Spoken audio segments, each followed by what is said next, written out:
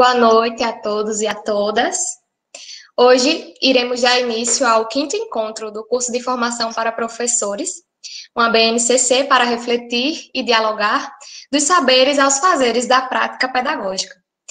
O diálogo temático desta noite tem por título Estratégias didáticas e reflexões sobre a BNCC, anos iniciais do ensino fundamental, cuja atividade será conduzida pelo professor Simonton Tinoco. A nossa proposta faz interlocução com estudantes do curso de Pedagogia e também de outras licenciaturas, e professores dos anos iniciais do ensino fundamental, por estarmos associando uma reflexão nesse espaço de formação, em conjunto com as práticas que convergem para a discussão da BNCC na atualidade, seja para os licenciandos ou para os professores. Eu sou Carolina de Avelar Rodrigues, sou estudante de Pedagogia do Centro de Ciências Humanas, Sociais e Agrárias da UFPB e ex-bolsista deste projeto. Atualmente atuo como voluntária deste projeto de extensão. Agora, apresento aos participantes nosso conferencista da noite, o professor Simonton Tinoco, que possui mestrado em Educação pelo Programa de Pós-Graduação em Educação da Universidade Federal do Rio Grande do Norte, a UFRN, e doutorado em Educação Especial pela Universidade Federal de São Carlos, UFSCar, com graduação em Pedagogia também pela UFRN. Atualmente, é professor do Centro de Ciências Agrárias, Campus 2, da Universidade Federal da Paraíba. E, usando suas palavras no texto de apresentação de seu currículo Lattes, é um curioso por conhecer as questões do desenvolvimento e da aprendizagem nos humanos. Por isso, começou ensinando às crianças e agora se dedica aos professores. Entende que a ciência, sozinha, não dá conta de muitas respostas. Assim, tem se aproximado da arte e da filosofia enquanto campos de estudo que dialogam com a educação. Enfim, é um ser humano que, a despeito dos movimentos políticos atuais, sonha com um mundo melhor. Alguma questão que queiram levantar a partir da fala do professor Simonton, anotem, por gentileza, no chat, que, se possível, ainda hoje, essas questões serão respondidas pelo professor em blocos, caso haja tempo para tal. Fique à vontade, professor Simonton, para iniciar a sua fala. Então, boa noite mais uma vez, Quero agradecer a Camila e a Silvânia, pelas palavras, pela recepção, pela acolhida e pelo convite, em primeiro lugar. É um prazer estar compartilhando, esse momento com vocês, um momento de formação, que é muito importante para mim, Para mim, o mais importante das tantas universidades ou das tantas atividades que a universidade me solicita, eu acho que ser professor é a principal, é a melhor e a maior delas. Então, isso para mim é o mais importante. Então, sempre em primeiro lugar, para mim, está a docência. As outras coisas a gente vai fazendo como pode. Então, não poderia negar esse convite à Silvânia, por isso e também pela amizade. Eu tenho um carinho, apesar de ter cumprido pouquíssimo tempo em Bananeiras, quando trabalhei lá com Silvânia, porque ela chegou e eu saí, Silvânia? Mas ela retornou, na verdade, Ela já está afastada para ter bebê, e depois ela volta, e aí, pouco tempo depois, eu saio para a Areia. Eu me transfiro de Campos, mas foi uma convivência bem gostosa, pessoal e profissionalmente. Então, temos boas lembranças, desses momentos. E é uma alegria estar colaborando com você, nesse projeto e ver também o alcance desse projeto, Quando eu saí de Bananeira, Silvânia estava assumindo o Residência Pedagógica, E hoje ver tantas pessoas envolvidas com esse projeto, E Silvânia, desde então, também envolvida com a formação, sobretudo focada aí no Residência Pedagógica, agora também na coordenação do curso, ainda está, Na coordenação do curso também. Então, tem dado uma contribuição bem bacana, E aí, assim, gente, eu vou utilizar da desobediência pedagógica dessa noite, né? Que é a minha cara. Quem me conhece sabe que eu não sou muito de fazer. Eu tenho um temperamento forte, então não sou muito de fazer como me pedem, né? Então, Silvânia me convidou para uma palestra e eu vou transformar essa palestra, essa conferência, né? Achei super chique, numa conversa. Né? Então, como uma conversa, eu vou iniciar até para esquentar, né? Dizendo algumas coisas, e aí, a partir do que eu começar, vocês já podem estar se inscrevendo para fazer as perguntas de vocês. E aí, eu vou começar a conversa, mas o resto da conversa vai depender de vocês. Né? Então, eu vim aqui para a gente conversar, né, sobre esse tema que Silvânia me propôs, que eu vou começar a projetar aqui, né, Vocês estão me ouvindo bem, né? Me acompanhando? Tudo tá ok. Tudo okay? Tá. Que a minha internet, ela agora no início da noite ficou péssima. E aí eu estava com medo de não... Vocês estão conseguindo ver já a minha projeção? A tela já está disponível para a gente. Joia, que com o Meet a gente não consegue visualizar, né? Então, o tema que a gente combinou foi estratégias didáticas e reflexões sobre a BNCC, anos iniciais de ensino fundamental, né? E aí eu fiquei pensando, o que é que eu poderia trazer, o que é que provocações, né, que reflexões eu poderia estar trazendo para que a gente pensasse estratégias didáticas, né? E aí eu não queria seguir aquele lugar comum que a gente tem sempre que se fala em formação de professores, seja ela inicial ou seja ela continuada, né? Sempre se convida ou se tem um especialista, né, um professor geral da universidade que vem para dizer verdades e todo mundo escutar e concordar com elas, né? E aí eu não queria que fosse assim, porque eu entendo que seria mais respeitoso de minha parte, né? Ouvir os professores, sejam eles em formação inicial, né? Porque eu entendo que a gente assume esse lugar de professor no momento que a gente escolhe um curso de licenciatura. A gente não se transforma professor, né, só depois quando tem um diploma na mão. Eu acho que a gente já é professor em formação. Eu gosto de tratar os meus alunos assim, né, meus alunos e alunas. Quando eu falo alunos, eu tô considerando alunos e alunas, tá, gente? É só para facilitar, para não ter toda hora que está retomando alunos e alunos, professores e professoras. Mas quem me conhece sabe que eu tenho uma preocupação enorme em considerar a todos, né? E a todas e todos. E aí, então eu queria justamente, por isso que eu escolhi, estou justificando aqui as escolhas que fiz, né? Para minha desobediência, como eu comecei a dizer. Então, por isso que eu escolhi trabalhar hoje com um gênero conversa, ao invés do gênero palestra, conferência, né?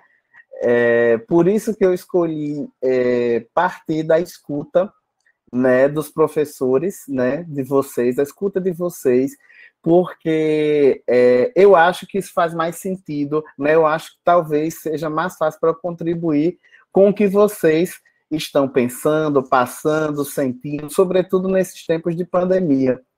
Né, seria muito mais fácil para mim partir do meu lugar de professor universitário, né, e trazer o que eu tenho estudado, o que eu tenho pesquisado, né, o que eu tenho levado para as minhas aulas. E isso seria até bom, ele ia agregar, vocês iriam sair felizes, né, iriam aprender algumas coisas desse momento, mas talvez não fossem contribuições que elas ressoassem nas salas de aula que vocês atuam, né? E o meu objetivo é esse, né? De tentar ter uma conversa mais próxima com a realidade da escola, para que alguns frutos possam chegar às práticas, né? Que a gente não fique só no discurso, só na teorização, não que a teoria não seja importante, eu acho que a teoria é muito importante para a gente entender as práticas, porque em toda prática há teorias, né? A gente pode até não saber quais são, mas elas estão lá organizando de alguma forma o nosso saber, o nosso fazer. Né? E aí eu achei mais prudente partir disso, né? De considerar as questões que vocês têm, as experiências que vocês têm, né? De restituir ao professor, né, a vocês, professores, esse lugar de produtores de conhecimento, né, de professores intelectuais, porque eu acho que o professor ele não tem que ser considerado apenas um técnico em que o Ministério da Educação, a Secretaria de Educação, uma universidade diga o que é melhor para ele fazer. Né? Eu entendo um professor como um profissional, como alguém capaz de pensar o seu fazer cotidiano. Né? Então, é por essas concepções, pelas práticas, pelas reflexões e leituras que tenho feito, que eu tomei a liberdade de partir desse lugar. Né? E aí, eu queria começar com uma pergunta, uma provocação inicial. Você já leu a BNCC? A BNCC do Ensino Fundamental? E aí eu vou voltar aqui para a sala. Eu queria que vocês respondessem aí no chat, rapidinho, né? Se vocês já... Que aí eu vou voltar aqui para a sala para acompanhar. Se já leram... Quem já leu a BNCC do Ensino Fundamental completa, dos anos iniciais? Respondam quem leu, né? Só para a gente ter uma ideia. Nós temos... Li algumas partes, ainda não. Completa não. Né? Quem mais? Tem 4 pessoas desse universo de quase 60, 59, né? E aí, assim, parece ser uma pergunta besta, né? Simplória, mas se a gente vai falar de BNCC e a gente não conhece, a gente fica reféns do que os outros dizem sobre a BNCC, né? E aí eu retorno ao começo da minha fala, né? É importante que, como professor, a gente assuma, né, a nossa sala de aula, a gente assuma a educação e assuma o nosso lugar de profissional. Sabe por quê? Porque muitas vezes a gente reclama que todo mundo se mete na educação. Chegam as famílias, né, e dizem o que querem que o professor faça, né? Chega a secretaria e diz o que quer que o professor faça. Chega o MEC, enfim, é tanta gente que chega para dizer, e aí a gente muitas vezes acaba aceitando e se submetendo, achando que a única saída é a gente fazer o que está sendo pedido, porque a gente nem sabe o que seria para fazer. Né? E se a gente não conhece o que seria para fazer, a gente não tem nenhum direito de escolha, escolhem por nós. Né? Então, essa é a primeira questão que eu queria colocar, por isso que eu trouxe essa pergunta. Né? Então, é importante que cada um faça a sua leitura e tenha a sua crítica sobre a BNCC, né? E não fique só ouvindo críticas de outros, né? Porque isso é do profissional. Já pensou a gente marcar uma consulta com um médico e aí a gente chega lá e o médico não... A gente diz o que está sentindo e o médico diz: peraí, que eu vou perguntar ali ao meu colega de sala o que é para fazer, que remédio eu passo para você, que exame. Já pensou? Vocês voltariam no médico que tem essa postura? Acredito que não, né? Vocês só iriam uma única vez, se sentissem segurança. Mas, infelizmente, isso é muito comum na nossa profissão. Né? Nós não somos detentores do nosso saber. Nós delegamos a outro e depois a gente, muitas vezes, se queixa, né, que a nossa profissão não é valorizada, que todo mundo, né, se mete na educação, todo mundo manda, os economistas, os médicos, né? Mas a gente não assume esse lugar. Então, se a gente... É que nem uma casa. Se o dono não manda nela, alguém vai mandar. Alguém que mora ou alguém até de fora vem para mandar. Né? Então, a primeira coisa que eu queria, né, chamar vocês à reflexão. Precisamos assumir esse lugar. Precisamos ter a nossa leitura sobre a BNCC. Precisamos assumir esse lugar de profissional, de professor, de intelectual, né, de dono do fazer pedagógico. Não de dono no sentido, aquele sentido que a gente tem tradicional e até cafona, ultrapassado, de dono do saber, dono da verdade, né, do professor superior aos outros. Não, não é disso que eu estou falando, não é disso que se trata, né, mas de ter um conhecimento do que é o nosso saber fazer, porque toda área tem os seus conhecimentos, as suas técnicas, então é importante que a gente também tenha conhecimento para fazer um bom trabalho. Né? Dito tudo isso, volto aqui para a minha apresentação, né, e aí eu trago, em busca de responder, né, sobre isso, algumas questões para a gente pensar, né? Então, eu entendo que a BNCC ela é uma questão de leitura, né? Da leitura própria de cada um e das leituras que a gente vê as outras pessoas fazerem. né? Essas leituras, elas são permeadas de interesses, né? Sejam interesses de grupos, quando a BNCC foi elaborada, houve muita influência de grupos educacionais, de organizações sociais, de associações profissionais, de universidades e talvez até de outros grupos que eu não lembrei de enumerar aqui, né? E aí, esses interesses geraram, né, foram um campo de disputa que geraram o documento que nós temos hoje, depois das tantas versões, mudanças de governo, né, mudança de equipe, de redação. E aí, a versão final do documento, que aqui temos agora para implementar, né, ela gerou posicionamentos diferentes, né? Alguns aceitaram, né? Outros recusaram, e há outros que problematizam a BNCC, tentam ver o que é que tem bom, o que é que tem de ruim, né? Porque eu acredito que tudo na vida, a gente não pode ser tão dicotômico, tão reducionista de achar que só tem um lado bom e um lado ruim. Eu acho que sempre a gente pode estar avaliando e estar aprendendo, né? E aí eu assumo esse lugar da problematização. De início, né, até antes dela ser aprovada, eu me posicionei contra, né? Eu acredito que as escolas já tinham um currículo, não precisava de ter um currículo padronizado, mas já que ela foi aceita, né, já que ela agora ela é uma lei, a gente precisa lidar com ela, não que a gente tenha, e aí quando eu digo que eu sou um caminho de problematização, é que não que eu tenha que concordar com tudo que está lá, e nem que eu tenha que fazer tudo que está lá, mas para que eu possa fazer isso, eu preciso primeiro ter conhecimento do documento, né, e segundo também buscar uma formação continuada que me ajude, me dê suporte, me dê sustentação para eu fazer boas escolhas, né? A BNCC também ela apresenta contradições enquanto documento, né? Primeiro que a gente tem 3 lógicas diferentes se a gente considerar as etapas de educação. A gente tem um arranjo para a educação infantil, outro arranjo para o ensino fundamental e outro arranjo para o ensino médio, né? Então a gente nem tem uma lógica aí única, né? Já que aí o objetivo era padronizar, como eles colocam no texto introdutório, né? Isso já foi rompido, esse objetivo não foi conseguido, não foi atingido, né? Há também uma dicotomia entre os fundamentos e as competências que estão ligadas aos fundamentos. Explicando melhor, por exemplo, a gente tem as divisões, né, das áreas de conhecimento, né, e dizendo o que é que cada área de conhecimento é competência dela, só que na hora de colocar naquelas tabelas, muitas vezes, o que há no texto explicita uma coisa e o que há na tabela explicita outra coisa.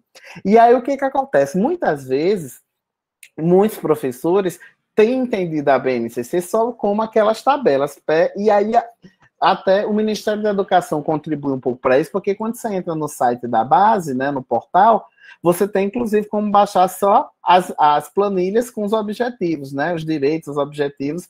E aí, assim, se você pega só essa listagem de competências sem entender o que é fundamento, realmente fica muito pobre a leitura da BNCC. Então, a gente precisa... e o movimento que eu tenho feito é justamente ao contrário. Para mim, é mais importante a gente entender aquela parte inicial dos fundamentos de cada área do que as tabelas, porque se eu entendi os fundamentos, a tabela eu vou tirar de letra, porque se eu colocar aqueles princípios, aqueles fundamentos em prática, eu já tenho cumprido aquela tabela, eu não vou nem me estressar enquanto professor, né? E aí, assim, tem contradições, mas também tem algumas possibilidades, né? E essas possibilidades, elas têm que ser consideradas a partir de algumas estratégias, né? Eu acho que a primeira coisa, a BNCC, ela não vem para destituir o que acontecia nas escolas, né? Na verdade, a leitura que eu faço da BNCC do ensino fundamental é que ela é, na verdade, uma ampliação do que já estava nos parâmetros curriculares nacionais.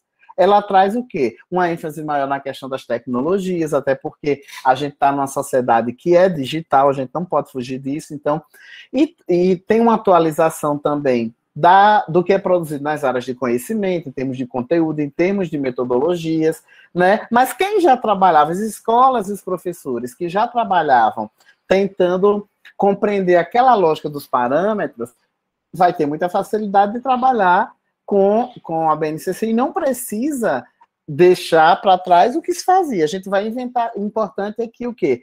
As escolas se juntem e inventariam, ou seja, listem, criem um inventário das práticas, das boas práticas, analisem as práticas, né, discutam coletivamente, analisem as práticas e listem aquelas que são consideradas boas práticas para continuar com elas, né? E aí a BNCC vai ajudar a trazer talvez algumas outras práticas ou atualização de práticas, né? Então vai ser mais uma referência e não a única referência, né? Uma outra possibilidade é focar nos fundamentos das áreas de conhecimento e dos componentes curriculares. Faltou um ezinho em componentes, né? O que é isso? A BNCC do ensino fundamental ela é organizada em áreas de conhecimento e aquelas áreas de conhecimento que tem mais de um componente curricular, né, tem o detalhamento também dos componentes curriculares. E aí, por que se resolveu trabalhar com área de conhecimento e com componente curricular? Porque quando a gente fala área de conhecimento e componente curricular, eles são diferentes, por quê? Porque eles têm lógicas de trabalho diferentes, né? E muitas vezes o que é que a gente faz por desconhecer isso? A gente dá aula de português, como dá aula de matemática, como dá aula de arte, como dá aula de história, como dá aula de educação física. E aí, se a gente conhece esses princípios, esses fundamentos, ali já estão as bases para boas estratégias para o planejamento, né? Então, uma outra possibilidade é construir novos, outros, diferentes arranjos curriculares do que a gente tem. A partir de quê? Do conhecimento desses fundamentos das áreas de conhecimento, dos componentes, a partir do inventariar das práticas, a partir da leitura da BNCC, a partir da troca com os outros colegas, né? Porque um dos desafios que a BNCC traz para a gente é a gente sair do isolamento acadêmico e escolar que a gente tem, né? Parece que cada professor entra na sua sala, isso é na escola e na universidade é do mesmo jeito. Cada um entra na sua sala, faz o seu trabalho e ninguém sabe o que está acontecendo, ninguém troca com ninguém, né? Claro que a gente sabe que há escolas e há professores que têm um outro movimento, mas a gente está tentando falar aqui do que acontece no geral, pelo menos foi essa experiência que eu tive enquanto professor na educação pública que fui, né? E na privada também. E uma outra coisa é a gente utilizar, uma outra possibilidade, a gente acha que, muitas vezes, pela questão da BNCC ser um documento nacional, que tem força de lei, que ele é o único parâmetro que a gente tem que pegar, olhar para ele cegamente, né, e esquecer de tudo, né? E, na verdade, a BNCC ela tem que ser lida como um mapa de aprendizagens básicas, né? Não das únicas aprendizagens. O que está lá é o mínimo que um aluno precisa saber. O que não é o mesmo que dizer que ele só tem que aprender aquilo e que a gente só vai ensinar aquilo. Né? Então, são questões para a gente pensar. E aí, muitas vezes, o que a gente vê é o quê? É um reducionismo, vamos trabalhar só aquilo. Né? E, na verdade, aquilo é um pontapé inicial. Ele é um mapa, né, que aponta um caminho. E aí, a partir dali, a gente vai, com a nossa experiência, com as trocas com os colegas, com os estudos, né, ampliando, vendo outras possibilidades. Né? E aí, a BNCC ela também gera necessidades. Né? Que necessidade de pensar e repensar a transição da educação infantil para o ensino fundamental, que é uma coisa que muitas vezes tem sido esquecida. Né? Parece que quando as crianças, eu não gosto nem de chamar aluno, porque parece que é assim, a criança é criança até a educação infantil. Né? Passou para o primeiro ano do fundamental, ela deixa de ser criança e vira aluno. Não. Ela é criança, ela tem necessidade de ser criança e de viver a sua infância. Por isso que a própria BNCC registra que é preciso valorizar situações lúdicas de aprendizagem, né? E aí, muitas vezes, o que é que a gente acaba fazendo enquanto professor? Ficamos com aquela preocupação enorme de alfabetizar as crianças, né? E matamos a ludicidade, matamos a infância em nome de uma escolarização, né? Em nome de uma alfabetização que não precisa ser assim tão dura, né? Tão descontextualizada e desrespeitosa com as crianças. Outra questão que vem muito quando se fala, né, em BNCC é a questão de competências, né? E aí competência é uma ideia, eu digo uma ideia muito para os cientistas, né? Porque cada um tem um entendimento do que seja competência, né? E aí, assim, o termo competência, o conceito de competência, ele vem do mundo do trabalho. Isso é inegável, mas isso também, porque muitas vezes questionar, agora está se organizando um currículo por competência, está só se voltando para o mercado de trabalho. Mas se a gente olhar para a história da educação, toda a educação ela é ela é reflexo do mundo do trabalho. A forma como as escolas são organizadas em turnos vem do mundo das fábricas, dos trabalhos.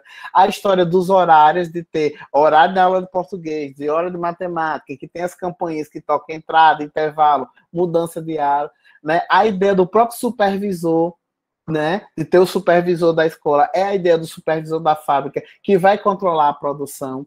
A nossa lógica conteudista, a preocupação com esse rendimento, né, com o produto, a produção, também vem daí que aí a gente fica aquela preocupação de ter que dar tanto conteúdo, de ter que cumprir aquela produção enquanto professor, né, de tantas outras coisas que vêm do mundo do trabalho.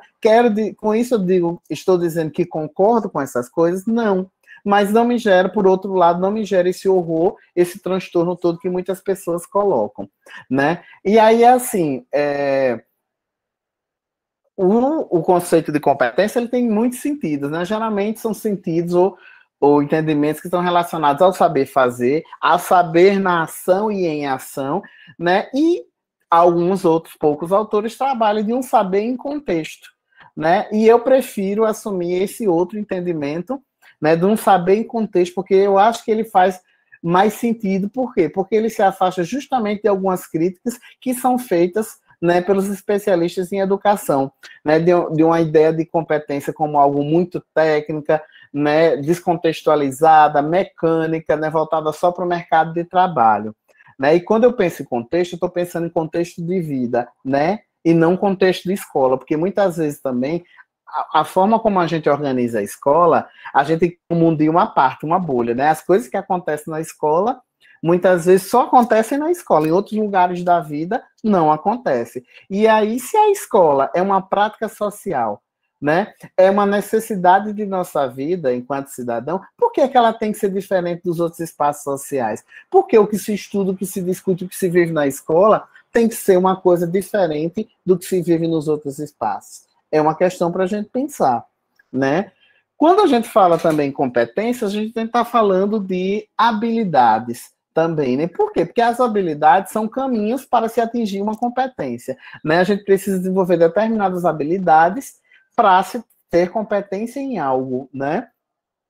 E isso chama a nossa responsabilidade enquanto professor, né? Porque requer que a gente tenha um ensino intencional e sistematizado, né? Que é uma coisa também que, às vezes, na rotina, no dia a dia da escola, a gente acaba deixando isso passar, acaba seguindo só um livro didático ou atividades prontas que já se tem, e aí esquece de pensar esses dois conceitos que são tão importantes para um trabalho numa escola, né? Quando eu estou falando de intencionalidade, eu estou falando da gente ter um objetivo, a gente saber de onde a gente está partindo e de onde a gente quer chegar, tem uma intenção, né? Quando eu estou falando de sistematização, eu estou falando da gente construir um caminho desse objetivo inicial para esse objetivo final, de construir um processo. Então, muitas vezes as aprendizagens na escola, elas não acontecem como a gente gostaria, porque na hora de organizar o trabalho pedagógico, a gente esquece dessas duas questões, da intencionalidade e da sistematização.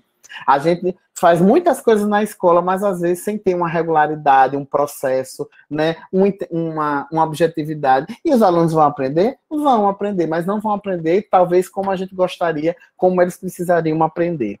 Né? E aí a BNCC, ela chama a nossa atenção nos seus fundamentos sobre isso também. E isso traz um outro desafio, né? Porque quando a gente pensa em BNCC, né, vai logo para aquela tabelinha das competências e a gente acha, então, vamos organizar, vamos ver o que é que tem que dar em cada ano, em cada série, né? E aí a gente esquece do principal interessado, que é o quê? São as crianças, né? Então, a BNCC, as competências que lá estão, são uma possibilidade, um caminho, uma parte do processo. Mas a outra parte, né, é o interesse das crianças, que a gente tem a escola e a educação. O motivo de nós estarmos lá como professores, né, como estagiários, são as crianças. É o processo de ensino e aprendizagem delas. Mas muitas vezes a gente inverte a lógica. A gente ensina o que está na BNCC, o que a secretaria mandou, o que eu acho que é importante, o que os pais querem, e aí, por fim da fila, entram as crianças, ou às vezes nem entram elas, né? Não interessa o que elas acham, o que elas pensam. Mas a gente não diz que a criança tem que ser sujeito da aprendizagem, que o sujeito tem que ser ativo. E aí, que atividade é essa que subjetividade é essa que está alheia de tudo? Fica complicado, né? A gente diz que tem que formar, tem um jargão, desde os PCNs, né? De formar cidadãos críticos, reflexivos. E aí, será que a gente consegue isso quando a gente anula o sujeito do processo? O principal interessado, né, que deveria estar no centro do processo, a gente exclui ele em nome de outros interesses. Então, esse é um desafio. A BNCC, ela não vem né, com aquela lista de competências para negar o sujeito. Ela vem propor, como eu falei, aprendizagens básicas, que aí a gente vai juntar com o contexto, com a realidade do sujeito, com os interesses e necessidades e possibilidades dele, para poder pensar um trabalho.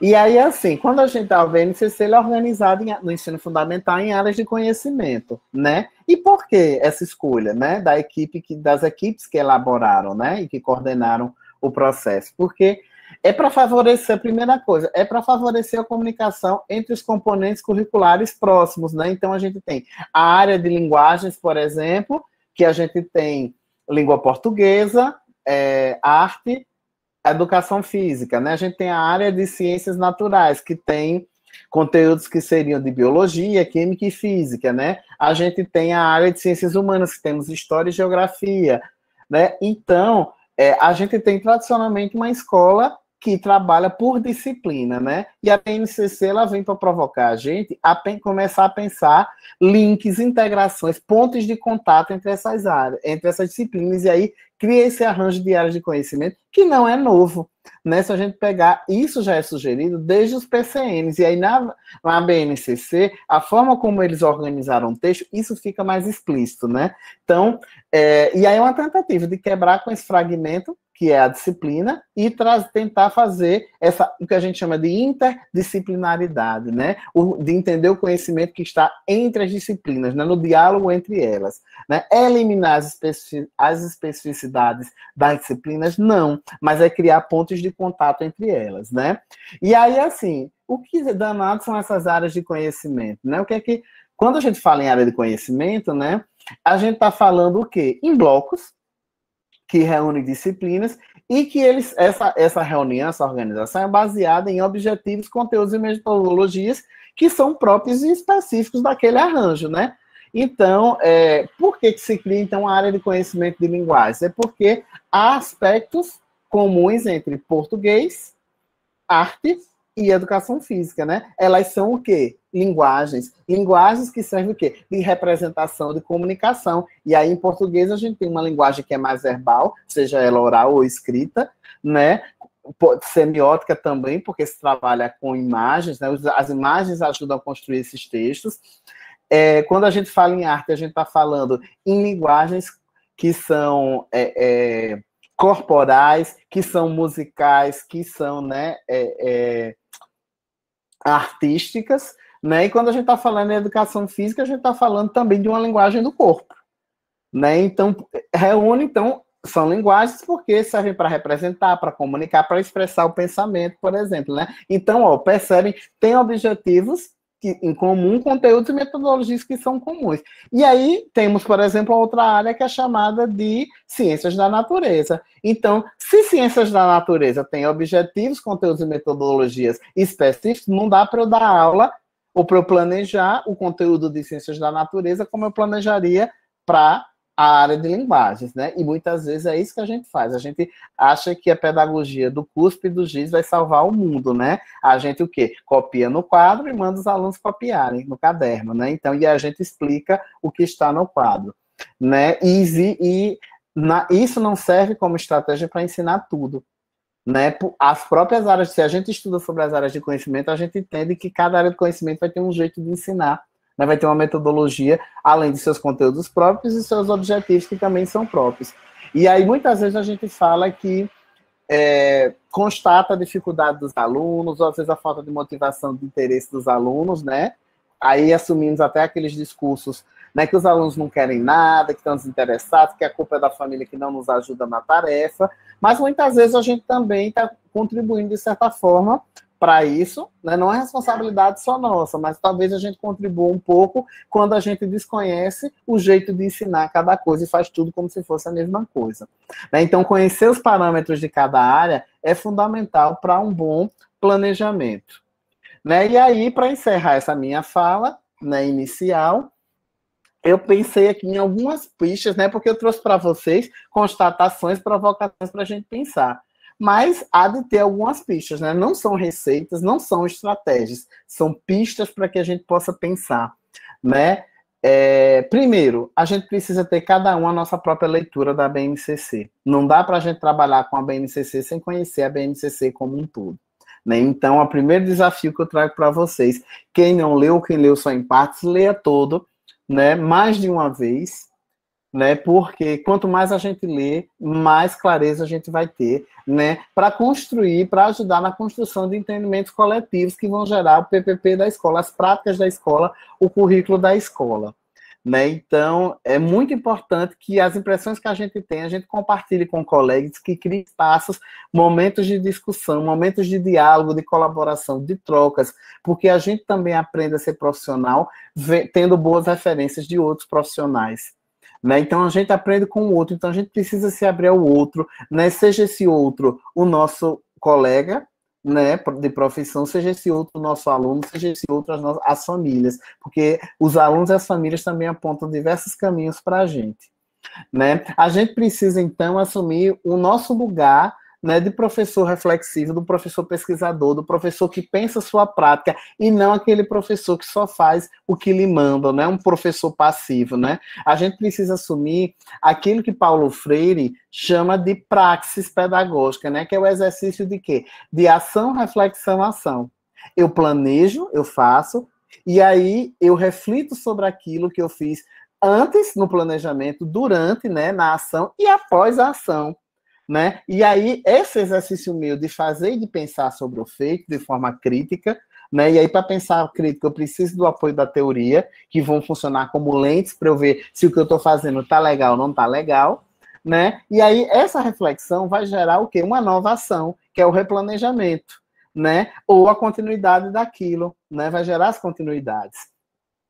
E aí, a gente precisa também ter uma postura de escuta sensível, né? A todo tempo, alunos, famílias, colegas estão dando dicas, não necessariamente só dicas verbais, né? Chegar e falar para a gente o que está gostando, o que não está gostando, ou dar uma sugestão, mas às vezes se diz por uma passividade na aula, ou por um comportamento, né? Uma criança às vezes está muito agitada, só fica conversando, né? Só fica, às vezes o que a gente diz, tumultuando a aula, mas esse comportamento da criança, né, se ele não tiver uma origem patológica, né, uma doença, não for causado por uma doença, um distúrbio, alguma coisa do tipo, né, é um sinal para a gente entender o que é que não está bem na nossa prática, né? E muitas vezes a gente passa por cima, a gente quer o quê? Fazer o que a gente pensou e planejou, né? E a gente passa por cima de tudo e de todos para conseguir fazer o que a gente pensou. E isso às vezes não,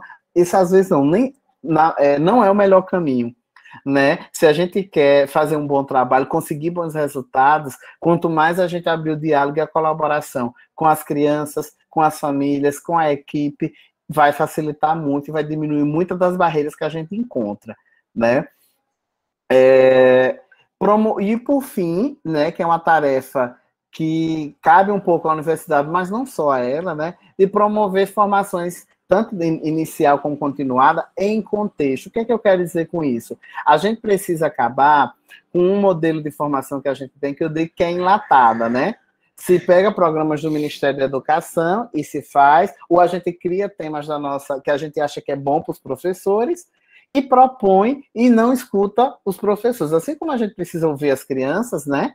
A gente precisa também ouvir os professores para pensar o que é melhor, o que é importante, o que eles têm a dizer sobre o que eles precisam, que dificuldades eles estão encontrando, né? E na escola a gente também precisa, né, desenvolver espaços de formação em que a gente converse, problematize, estude e reflita sobre o que está se passando na escola, nas nossas práticas, o que é comum, né, a todas as questões que são comuns àquelas salas, àqueles professores que compõem, aquela equipe que compõe a escola.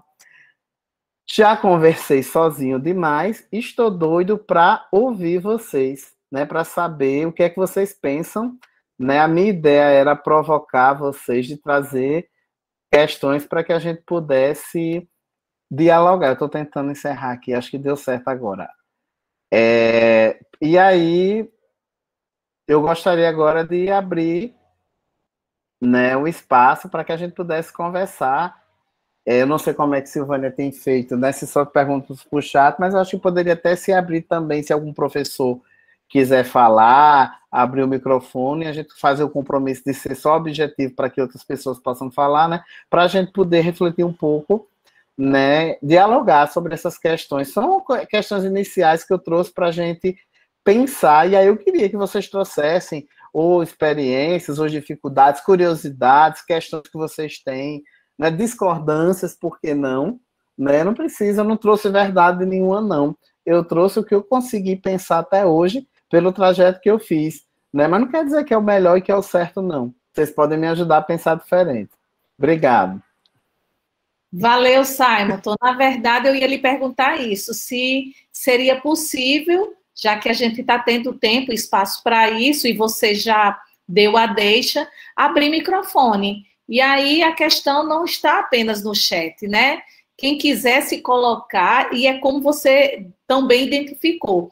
Não importa se é um questionamento, não importa se é uma experiência, não importa se é uma necessidade que tem de compartilhamento dos seus próprios pensamentos, porque como a gente está no 5º encontro, quer queira ou quer não, muitas questões vão sendo levantadas, né, em nossa cabeça, a partir das reflexões que a gente faz, né, com base naquilo que a gente tem ouvido, que a gente tem discutido. Então, assim, esse é um momento ímpar que a gente está tendo dentro do curso, né, de ter espaço justamente para ouvir os cursistas, não importa se estudantes de licenciatura ou de mestrado, doutorado, ou professores, a gente está aqui para dialogar. Eu gostaria apenas que a pessoa abrisse o microfone, se identificasse de onde é, né? Se puder abrir a câmera também para a gente ver o rostinho, né? Para não estar só vendo bolinha. Eu sei que às vezes não é possível, mas se for possível, seria bom também, né? Então, alguém se habilita para iniciar essa fala com o professor Simonton? E assim, enquanto alguém se candidata, né, eu assumo totalmente os riscos das escolhas que faço do que eu digo, né, no sentido de que talvez seja uma fala diferente do que vocês estão acostumados a ouvir, talvez até diferente das falas que me antecederam, né, que eu não sei quem falou e o que disse, né, porque eu não participei. Mas é como eu tenho pensado, né, o que tem feito sentido para mim atualmente, então... Por isso que eu gostaria de compartilhar com vocês, para vocês me dizerem se tem algum sentido, né? Se isso chega em vocês de alguma forma, né? Se leva vocês a pensar em alguma coisa, nem que seja ter raiva do que eu disse, né? Mas isso já é um sinal, né? Até a raiva é importante para ter a gente do lugar, né? Na verdade, tua fala, Simonton, vem ratificar exatamente aquilo que a gente vem discutindo ao longo dessas 4 noites anteriores, né? É esse pensamento mesmo, de onde surge e como surge as reflexões e o próprio documento da BNCC, né? Esse momento de tensão, esse momento de conflito, que hoje é vivido pelos professores, pelos licenciandos, quando se vê na necessidade de conhecer, sim, o documento. Então, assim, torno a dizer, esse momento é riquíssimo para que a gente possa não somente ouvir os questionamentos, mas, sobretudo, discutir, né? O que é que esses questionamentos têm, o que é e como eles têm repercutido junto às nossas práticas. Vamos? Estamos aguardando. Temos boas reflexões sempre, todas as noites, né? A fala de Simonton foi excelente em todos os sentidos, porque nos deu realmente condição de identificar aquilo que é realmente preciso, que é conhecer a BNCC. Eu não posso ser contrário ou a favor sobre algo, né, sobre uma determinada situação, se eu não a conheço. Aguardamos.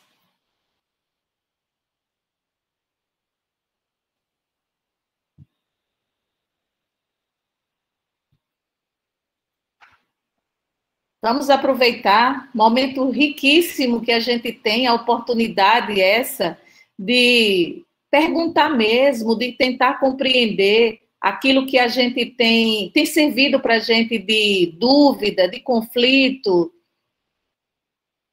Eu creio que essa tua fala, Simonton, sobre as áreas do conhecimento, quando você coloca essa perspectiva da gente compreendê-la à luz da interdisciplinaridade, né, não dando margem às fragmentações, não dando margem à mercantilização do próprio conhecimento, né, correndo mesmo dessa figura tecnicista do professor, a gente propõe e se propõe, a partir das nossas leituras, das nossas reflexões, a ir para além daquilo que, como você bem colocou, está ali colocado na ABNCC. Então, assim, é preciso realmente a gente partir desse lugar de querer conhecer, de se posicionar a partir do nosso entendimento. Então, assim, eu achei, e já coloquei aqui no grupo, né, no nosso grupo de extensão, aquele teu slide que você é realmente super provocativo quando questiona. Você já leu a BNCC? Porque para eu me posicionar, eu preciso saber do que eu estou falando, né? Então, isso aí foi bárbaro, né? Você observa que uma ou outra pessoa vai dizer que sim, boa parte, algumas partes, né? Outros vão dizer que realmente não leu, está a partir dessa escuta dos lugares e das falas dos outros. Ao mesmo tempo, você propõe uma escuta sensível. Então, assim, a gente tem que compreender que conhecer a BNCC é ponto crucial, né? E não conhecer a partir do olhar de Simonton, do olhar de Silvânia, do olhar de Conceição, do olhar de Ellen, do olhar de Ana Cláudia, que tiveram aqui com a gente, né? Mas a partir daquilo que a gente vem tentando construir realmente a respeito do que a BNCC traz para a gente, enquanto esse documento obrigatório, né? Desde o início que a gente vem colocando, que não é uma questão apenas da gente conhecer a BNCC para trabalhar com ela, hoje é demanda para os programas, tanto para o PIBID quanto para o Programa Residência Pedagógica, é demanda, né, para os PPCs, os cursos de licenciatura, é demanda para a formação continuada docente. Então, assim, não dá para a gente se desvincular dessas leituras, não dá para a gente se desvincular dessas reflexões. Precisamos, sim, encontrar espaço como esse aqui proposto, né, e tentar traduzir os nossos conflitos em diálogo. Né? Por isso que não vamos nos calar. Eu só estava querendo concluir dizendo isso. Não devemos e não vamos nos calar. Precisamos realmente refletir a partir e no caso do documento, né? Isso. E aí, assim, gente, eu trouxe algumas questões, mas a gente não precisa se resumir a elas. Vocês podem trazer, inclusive, dúvidas das práticas de vocês, seja no estágio, seja na sala de aula, ou se não está esse momento, né, no estágio, porque eu acredito que está mais na parte de estudo, né, Silvânia, por conta da pandemia, mas talvez alguns já tenham feito estágio durante o curso, né, alguma questão. Eu acho que isso ajuda a gente, é o contexto para a gente entender a BNCC, porque a BNCC, ela não pode ser entendida descolada da realidade. Ela precisa estar, a chave de leitura para uma boa leitura, né, da BNCC é a gente lê-la a partir do nosso contexto, da nossa realidade, do nosso lugar, porque aí a gente vai construir sentidos que são importantes para nós. Chegou aqui uma questão já no chat, eu acho que Camila levantou a mão também. Como é que a gente faz? Escuta as duas? Não sei qual é a dinâmica. Jailza, você pode ler a questão? Vá direto para a leitura da questão. Posso sim, boa noite. Rosenilda perguntou: você falou sobre o aluno ser ativo no processo de ensino-aprendizagem. No início do ano, visitei escolas onde professores tinham dúvidas sobre como tornar o aluno ativo. Poderia esclarecer? A BNCC fala sobre isso? Genial a pergunta, agradeço, Rosilda. né, por essa oportunidade da gente pensar sobre isso. Como eu falei, eu acho que o melhor momento é esse que vocês trazem as questões, porque é o momento da gente colocar à prova o que sabe, reorganizar, é o momento inusitado, né, da gente tentar construir uma resposta, né, de pensar junto sobre isso. Por que é que a gente tem tanta dificuldade em pensar o aluno como ativo? Né? O que é ser um aluno ativo? Está bem na moda agora, de um tempo para cá, metodologias ativas. Né? Parece que as metodologias ativas são a solução para os males da educação. Né? E parece que é uma novidade. Muita gente tem vendido aí pacotes dizendo que agora é o lançamento, a novidade. Né? E aí é assim, por que é que a gente tem dificuldade de entender esse conceito? Né? O que é ser ativo? Né? Vou puxar pela nossa história de vida, porque eu sou do contexto. Né? Eu sou do contexto. E eu acho que o contexto é importante para entender a BNCC, já disse, né? Então, vou pegar pela minha história de vida. Eu digo que eu virei professor de revolta, de indignação. Porque eu tinha horror ao que acontecia na escola quando eu era estudante. A única parte boa para mim de ir para a escola era encontrar com os meus amigos.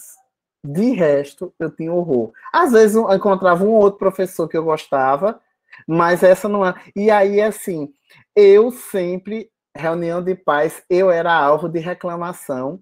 Minha mãe tinha que ser, todos os professores queriam falar com a minha mãe. Porque eu era um aluno indisciplinado. Olha aí, a minha desobediência pedagógica começou cedo, né? Então eu era um aluno indisciplinado, né? E por que eu era considerado um aluno indisciplinado? E aí, assim, alguns professores ainda me toleravam porque eu era um aluno indisciplinado, mas minhas notas eram excelentes. Né? E aí, assim, como pode? Ele passa a aula toda conversando, brincando, né? Não quer copiar as coisas do quadro, não quer, né? E como é que ele consegue tirar essas notas, né? Era o que os professores muitas vezes... E aí, o que era ser indisciplinado? É porque as escolas onde eu estudei, o bom aluno para elas era o aluno passivo. É aquele que não fala, é aquele que não se levanta, é aquele que não incomoda, é aquele que obedece tudo que o professor diz, né? Então, esse era o modelo de aluno ideal. E eu era um aluno que não era ideal, porque, primeiro, quando a aula estava chata, eu começava a conversar com quem estivesse perto de mim. Os professores pegavam o que estava no livro didático e colocavam um resumo no quadro. Eu olhava para eles e dizia assim, não vou copiar, que eu tenho um livro, eu leio em casa. Então, os professores têm que copiar. E aí, quando os professores insistiam, eu dava outro jeito, né? Eu dizia que meu caderno tinha acabado, que minha mãe não tinha dinheiro para comprar outro, que eu havia perdido o caderno. Né? Então, eu ia dando os meus ajustes. E isso era considerado muito disciplinado. Mas hoje, qual que leitura eu faço disso? Né? A escola queria de mim, exigia de mim uma passividade. Eu era um aluno ativo, eu era aquele aluno que questionava. Eu queria saber, por exemplo, na aula de matemática, por que quando não se conhecia um valor era X, não podia ser outra letra. Quem foi que definiu que era X? Quando tinha uma equação é X, né? Sempre X ao quadrado era X. Por que é X? Por que a equação do segundo grau tem que ser aquela e não outra? Eram essas. Por que quem inventou os números? Por que era a ordem? Era 1, 2, 3. E ninguém me contava isso. Só queria que eu aprendesse a sequência, que eu aprendesse a repetir, que eu aprendesse a quantidade, né? Gente, eu quase choro quando eu fazia pedagogia na aula de ensino de matemática, que eu aprendi o que era o segredo da história do sobe um, pede um emprestado, que era o que eu tinha aprendido ao fazer né? Lá as subtrações, né? Sobe, e nas multiplicações, sobe um, pega emprestado, tem uma história, né? É assim que a gente aprende. A gente aprendeu o quê? O macete, né? Só que eu queria saber o porquê, eu queria entender que era na verdade, o quê? Uma mudança de classe. Você desmanchava a dezena para tirar lá, né, da dezena o que você precisava para fazer a operação. Mas isso não fazia sentido para mim, por quê? Porque os professores não ensinavam isso, né? E aí, assim, eu era o horror dos professores, inclusive na universidade, viu? Inclusive na universidade, tinham professores que não queriam dar aula na minha turma, porque eu era aquele aluno que lia todos os textos, lia os outros textos e ainda chegava com pergunta que não estava no slide do professor. E isso era um horror, porque tinha que dar aquele conteúdo e o professor tinha se preparado só com aquilo. Né? Então, se eu perguntava uma coisa que o professor não sabia, ele não tinha humildade, às vezes, de dizer que não sabia, né? Então ele me dava um fora, aqui na Paraíba se chama toco, né? Mas me dava uma cortada e eu, né? Então dizia assim, não, isso você vai ver na disciplina de Silvânia.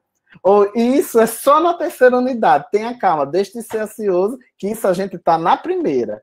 Né? Como se o conhecimento fosse linear. Como se aprender fosse linear. Como se eu só pudesse saber que no mundo existe o número 100 depois que eu aprendo até o 99. E na vida não é assim. Eu passo, desde pequena, a criança passa pela rua e ela vê que tem o número 100, que tem o número 1, que tem o número 10, que tem o número 30. Então, por que a gente tem que ensinar primeiro de 1 a 10? Quem foi que estabeleceu isso? Existe uma razão teórica, pedagógica de aprendizagem para isso? Não. Isso aí foi alguém que inventou um dia e todo mundo repete. Né? Então, assim, são questões para a gente pensar. E aí, o que é que isso tudo tem a ver, essa história cumprida, com a história do aluno ativo? E aí, gente, essa história de aluno ativo não é de agora, não. Desde que Piaget, sabe aqueles caras que a gente ouve falar, daquelas teorias que a gente acha que não serve para nada, que a gente estuda esse Piaget, esse negócio chega na escola, não tem nada de Piaget, nada. Tem super a ver. Às vezes a gente aqui não reconhece pela forma que a gente estudou. Mas Piaget, Vygotsky, Vallon, todos esses estudiosos que são pós-comportamentalismo, pós-behaviorismo, né? Qual é a grande contribuição que eles trazem para a educação? Dizer o quê? Essa história de que o aluno só aprende sem sentido, que o aluno tem que ser passivo, isso aí dificulta muito o aluno aprender. A gente tem que deixar o aluno fazer. E aí, como é que isso repete na escola? Isso acontece na escola? A gente tem como professor uma mania de fazer tudo pelo aluno, dar tudo mastigado. A gente já dá, e na universidade também. Na universidade a gente dá o quê? Ao invés de incentivar o aluno a ler o texto, a gente dá o slide. Que o slide já tem um resumo do texto que eu passei. Né? Na escola também, eu tenho a mania de fazer as coisas. Aí eu pergunto, para quem é que tem que aprender? A escola é para quem? Não é para o aluno, não. A gente já é professor porque a gente sabe, né? Já estudou, já passou por aquilo. E por que a gente fica fazendo tudo pelos alunos? Fazendo tudo no sentido de querer viver o processo por ele. Então, a gente é quem faz a pesquisa para o aluno, é a gente quem faz o resumo e escreve no quadro para o aluno. É tudo centrado em mim, mas quem deve ser o centro do processo? Não é o aluno, a escola não é para ele, não é ele que tem que aprender. Então, quando eu falo em aluno ativo, eu estou falando justamente na troca de papéis, né? Porque a gente, tradicionalmente, a educação disse o quê? Que o professor é quem faz tudo, ele é o dono do conhecimento, é o dono do saber. E aí, o que se questiona desde Piaget, olha que gente, que Piaget chegou no Brasil na década de 80, essa teoria dele é de não sei nem de que ano. Para vocês verem como tem tempo, não é nada de novidade, é a gente que tá engolindo mosca, né? Então, é para dizer o quê? Quem tem que estar no centro do processo, quem tem que fazer o máximo possível é o aluno. A escola é para ele. Então, a BNCC traz essa perspectiva, traz. Quando ela diz que o aluno tem que desenvolver competência, ele quer dizer o quê? Além do... Por que é competência e não conteúdo mais? Porque até o PCN a gente tinha que ensinar conteúdo e agora a gente tem que ensinar competência. Vocês já pararam para se fazer essa pergunta? Porque quando a gente fala de conhecimento e conteúdo, a gente está falando só de saber. A gente está falando de saber conceito, de saber teoria, de saber fato. É só saber. Quando a gente fala de competência, a gente tem que saber para poder fazer. Saber fazer. É saber aplicar aquilo que a gente aprendeu em contexto. E esse é um grande problema que a gente tem, inclusive, nos cursos de formação de professores, que são todos organizados, as licenciaturas, só em saber. E aí só joga o fazer para o estágio, que não faz relação com saber, muitas vezes, e aí ninguém sabe quando chega na escola, ou desiste ou se desespera, né? Desiste de ser professor, ou se desespera porque parece que tudo aquilo que leu, que estudou, que sofreu noites estudando, não serviu para nada. Mas não serviu por quê? Porque está distante, é separação entre teoria e prática. Então, a ideia de competência é articular, não só saber, mas saber fazer, aplicar aquele saber para resolver uma dificuldade que eu tenho. Então, a ideia de aluno ativo, né, é esse, é o aluno que é sujeito, que faz, e aí, nessa perspectiva, o professor muda de papel. Não é que ele vai deixar de ser professor, mas o professor, ele vira o quê? Ele se transforma em um organizador de boas situações de aprendizagem.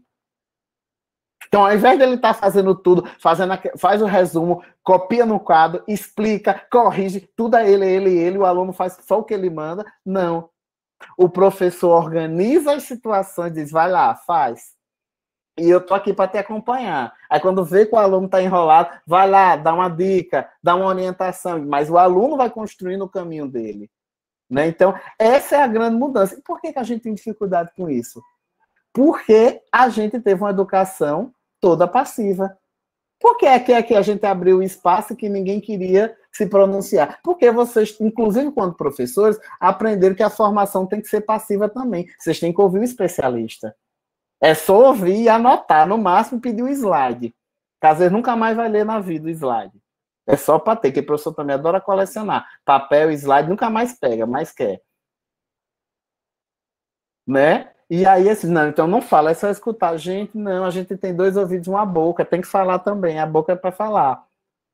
Né? Então, mas por que a gente tem essa timidez, que a gente chama de timidez, né? Ai, não quero falar, não, vai tu, né? Fica sempre um jogo. Por quê? Porque a gente não foi, a gente aprendeu assim, aí tá na hora da gente aprender a mudar. Eu vi que eu demorei muito um comentário e já está chegando quase no final, né, Silvânia? Me desculpe, eu vou tentar ser mais breve nas próximas. Seja mais breve. Vamos já, Ilza, para a próxima, para a gente dar conta de todas, que aí já temos... Se puder até fazer em bloco, eu acho melhor, porque eu já faço um comentário, né, articulando. E as 2 são de Irã, não é isso, Jailza? Então, pode ler as 2, tá bom? Certo. A primeira é: professor, a BNCC deveria ser assumida como um território em disputa, no dizer de Arroio, e não como algo já dado de modo fatalista. Nesse sentido, a BNCC deveria ser tratada numa espécie de pedagogia da subversão, numa política de contornar e transformar a lógica empresarial neoliberal. Deixa eu ver a próxima. E a outra, ele também, Irã, pergunta: professor, não já passou da hora das discussões curriculares e intraescolares passarem pela necessidade de se ouvir o corpo discente? Me parece que existe um certo desprezo pelos saberes e concepções de mundo dos estudantes da educação básica, como se eles não pudessem contribuir em nada. Talvez pelo fato de acharem os mesmos imaturos para essas discussões. Então, vamos lá. Vou começar do final, né? Realmente, geralmente os alunos não são convidados a discutir, sobretudo quando é o currículo da escola. Parece que são os professores que entendem, né? E eles que definem, né? As famílias também não são convidadas, os outros funcionários que não professores. Mas o mesmo se acontece também na universidade. A gente fica falando em gestão democrática, né, que tem que envolver todo mundo, mas na hora da gente fazer, por exemplo, a reforma de um currículo de um curso, a gente só reúne os professores e decide o que quer, né? Por quê? Porque já está entranhado em nós essa questão do aluno passivo, e aí essa ideia de passivo traz essa ideia de, aí a gente justifica, não sabe o que quer, é imaturo, não vai saber opinar, né? Mas isso também, gente, é aprendizado, e sabe onde é que a gente aprende isso, por exemplo? Nas aulas de língua portuguesa, quando elas são adequadas, né? Porque, além de ler e escrever, a gente precisa também aprender a ouvir e a falar, a se posicionar, a ter argumentos, a saber se contrapor. Né? Em aula de português, né, se a gente pegar a BNCC, né, de língua portuguesa, a área de língua, o componente de língua portuguesa, isso vai estar como objetivo lá. Mas a gente se preocupa muito mais, às vezes, com alfabetizar, né, com ensinar gramática, né? E isso seria importante e necessário. Então, isso eu entendo também que passa um pouco por a ideia que a gente tem do que é ser aluno e do que é ser professor. Quem é o aluno, que é o professor, é uma questão de identidade, que por trás dessa identidade tem também essa questão dessa ideia da passividade. E aí, assim, em relação à imaturidade, gente, desde que a gente é muito pequeno, a gente já consegue exprimir o que a gente quer. A gente pode não exprimir de forma muito elaborada, né, com aquelas palavras que às vezes o professor gostaria que a gente dissesse, mas a gente tem alguma opinião a dar e a gente precisa ser ouvido, a gente já sabe escolher. Né? Muitas vezes os outros é que tiram esse direito nosso. Essa era a primeira, e em relação, sim, eu entendo que muitas vezes a gente entende que a BNCC está aí, não há o que se fazer, mas eu queria lembrar a vocês que toda política educacional, não só curricular e não só a BNCC, ela sofre traduções. Ou seja, as pessoas fazem a leitura, tiram as interpretações dela e fazem como elas entendem em cada contexto. Então, nenhuma política pública ela vai ser interpretada e como é que eu posso dizer? Não é executada a palavra que eu queria, mas realizada, desenvolvida, implementada, né? Como está no papel, né? Ela vai assumir o que? As identidades dos sujeitos, as características daquele contexto, né? Então, eu acho que isso também vai funcionar em relação à BNCC, né? Por isso que é importante que a gente conheça, né? Para a gente não só sofrer as escolhas dos outros, mas que a gente possa também fazer as nossas escolhas. O final da BNCC foi pensado, a redação final dela, numa lógica empresarial, neoliberal, fragmentadora, empobrecida, desconsiderou que os professores, né, as redes tinham apontado, desconsiderou, mas adianta o que a gente ficar chorando no leite derramado? Eu acho que a postura política que a gente pode ter é de se apropriar do documento e tentar fazer as nossas leituras, procurar as nossas soluções. Eu acho que a BNCC está aí, o MEC está no movimento de implementá-la, então não adianta, eu acho assim, não adianta a gente negar isso, né? Por outro lado, também eu não acho que o caminho seja assumir e aceitar, né, sobretudo as lógicas das empresas que têm feito formações sobre a BNCC, né, e apontado a lógica que elas querem. Tem muitos interesses, cabe a cada um procurar o quê? Se informar, se aproximar e decidir o que é bom para você, para o seu contexto, o que é possível, né, de fazer. Excelente, Simonton. Na verdade, é essa tua fala final que tem sido assim o grande caminho, né, que a gente tem buscado trilhar ao longo dessas 5 noites.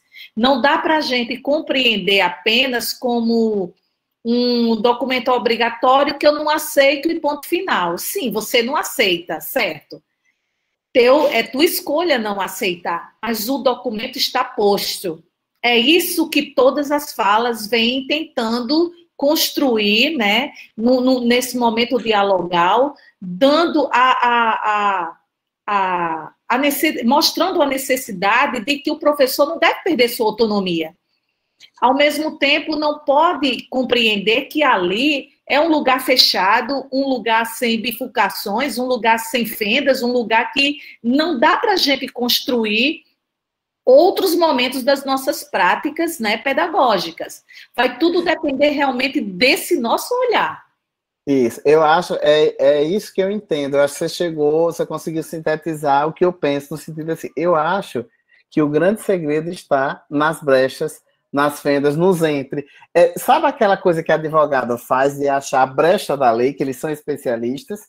Pois nós temos como fazer uma leitura a BNCC é a que a gente queria? Não, não é. Mas é a que está aí posta, né? Mas a gente pode achar as brechas da lei, né? E botar o nosso tempero, né? Botar o nosso entendimento e fazer um trabalho, né, que seja, gente, significativo para o aluno, né? Eu acho que o aluno ativo, o aluno é o centro. Então, sempre em qualquer decisão pedagógica que vocês forem tomar, considerem quem é o aluno, quem é o estudante, a criança, considerem, esse é o ponto de partida, né? E aí, claro, para ajudar também, as teorias, os estudos vão ajudar a gente a fazer boas escolhas. Correto. Carol, você poderia dar uma lidinha na fala de Bruna? Bruna Russo, ela coloca, assim, uma observação muito interessante. Leila também. Tem 3 observaçõezinhas que estão postas no chat que eu acho que valeria a pena a gente compartilhar, né, oralmente. Não somente a sua também, inclusive a sua, viu, Carol? Você coloca aí para as finais e Jailza poder concluir o encontro da noite, tá certo? Tá certo.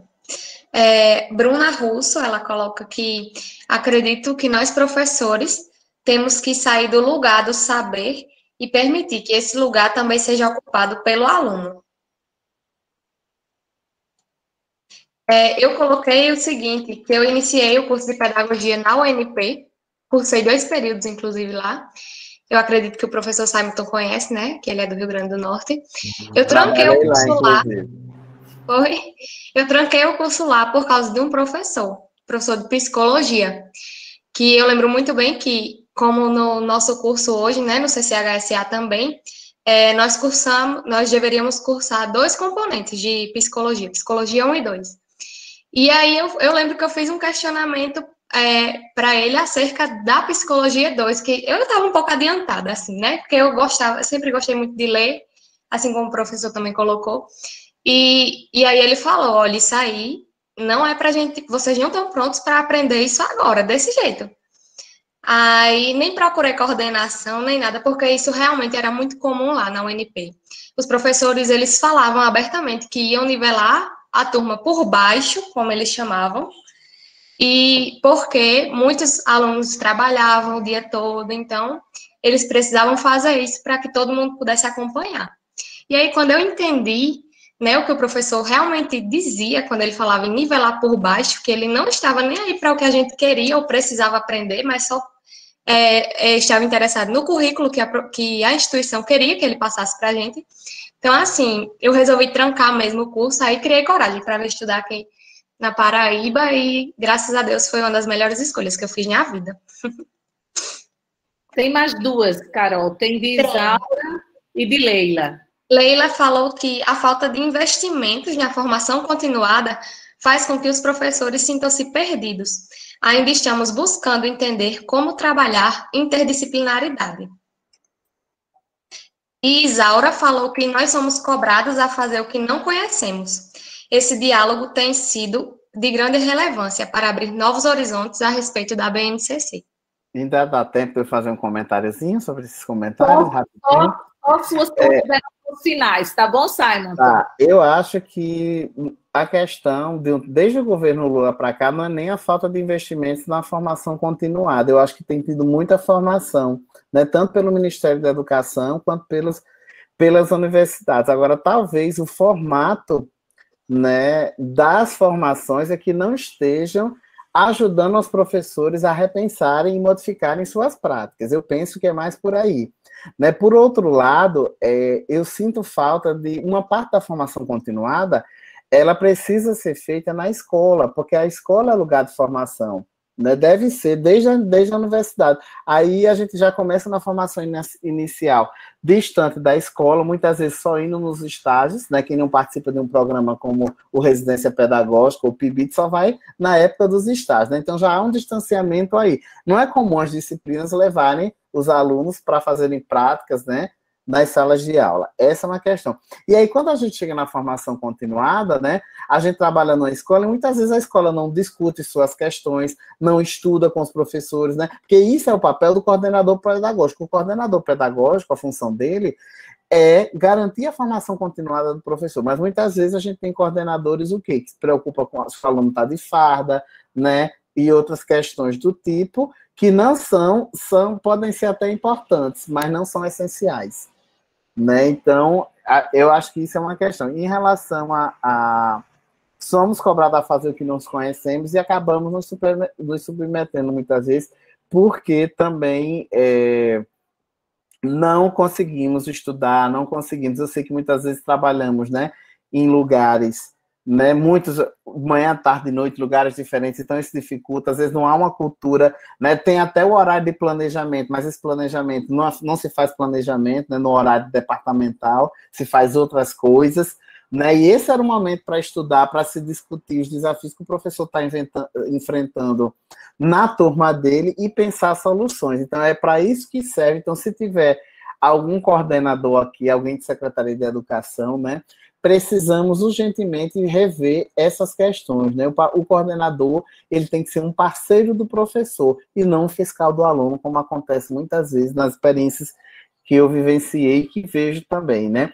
E as escolas precisam garantir esse espaço de diálogo, de colaboração, a começar pelas secretarias de educação preverem esses momentos, esses espaços, porque é direito do professor ter o direito de estudar, ter o tempo de estudar, de planejar, né, de ser orientado também pelos os seus coordenadores. Não é verdade, Érica? Eu também via isso, né? Se vendia Avon, Natura, Boticário, às vezes a própria coordenadora que tirava a revista para vender. É triste.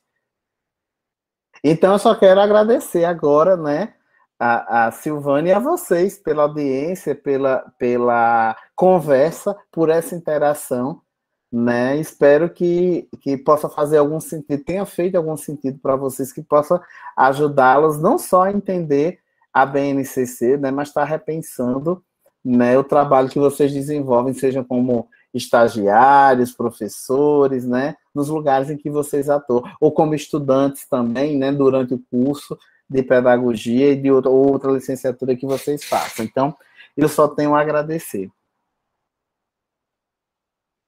Nós que te agradecemos, viu, Simon? Eu acho que esse momento, por tudo, ele foi super rico. Até então, a gente não tinha tido tanta oportunidade de poder responder os questionamentos dentro do horário previsto.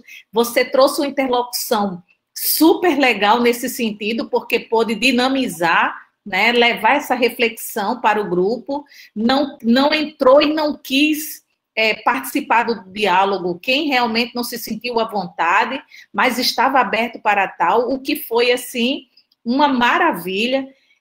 De um modo geral, tua fala não somente se conectou com tudo aquilo que a gente vinha e vem discutindo dentro do curso. Ao todo, né, na próxima semana, a gente estará fazendo o nosso último encontro. São 6 encontros em que a gente sempre busca realmente essas conexões de fala, né, e que bom que elas têm sido, sim, conectadas ao ponto de a gente encontrar realmente um diálogo bem assim, rico, porque uma fala tem condensado a outra de uma maneira muito peculiar.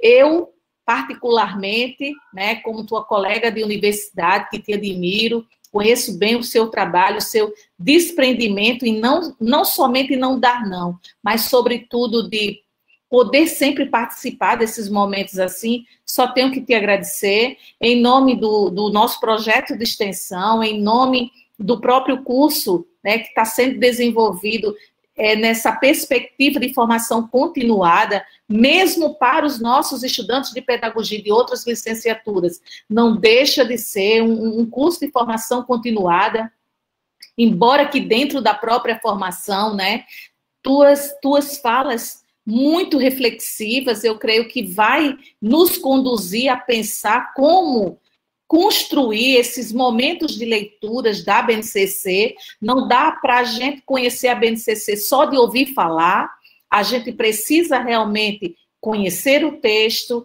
para se posicionar, né, e fazer as nossas escolhas enquanto docentes, enquanto coordenadores pedagógicos, enquanto profissionais da área da educação que está lidando aí com o documento posto. Então, muito, muito, muito obrigada, viu? Que você possa realmente participar de outros momentos futuros, né? Um ou outro aluno já tem nos procurado, sempre nos solicitando outras discussões com base na BNCC, e quem sabe a gente tem uma segunda versão do curso no próximo ano, né, depois das leituras, né, do documento, e aí você possa contribuir mais ainda, ou um pouco mais, né, com tuas reflexões. Talvez até uma continuidade do curso, Silvânia, possa ser a possibilidade de fazer essas leituras coletivas do documento e os professores trazerem suas experiências, né, e seus entendimentos. Acho que é uma proposta legal, né? Eu tenho visto que, inclusive até o projeto que a gente também participa de um projeto, né, de BNCC aqui em Areia, que se chama Olhares Docentes, coordenado pela professora Ângela, né, e tem outras instituições também fazendo formações nessa área da BNCC, e eu acho que a gente tem, até por ser um documento novo, né, se detido muito na história de construção, né, nessa visão mais geral. Então, talvez seja agora o momento, a partir do ano que vem, de a gente começar a estar pensando, né, sobre esse detalhamento, né? Não no sentido de procurar receitas e tudo, mas da gente entender, compreender e fazer esses links com o nosso contexto, né? Cada um fazendo as leituras a partir dos seus lugares de fala, né? Das suas experiências. Talvez seja uma possibilidade, não sei. Jailza, vamos encerrar. Grata, viu, Simonton? Muito obrigado, querida.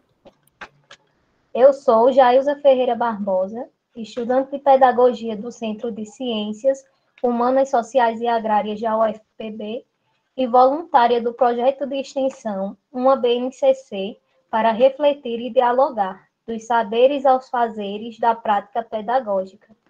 Queremos lembrar que às 20 horas e 15 minutos foi disponibilizado o link da frequência, que também trará 2 questões que precisam ser respondidas pelos cursistas e devolvidas no prazo de 48 horas. Outras dúvidas vocês poderão tirar em nosso grupo de WhatsApp. Queremos finalmente agradecer a todos e todas os participantes em nosso 5º encontro do curso de formação para professores, uma BNCC para refletir e dialogar, dos saberes aos fazeres da prática pedagógica. Por fim, convocamos a todos e a todas para participarem do nosso último encontro, no dia 9 de dezembro. Boa noite e até lá.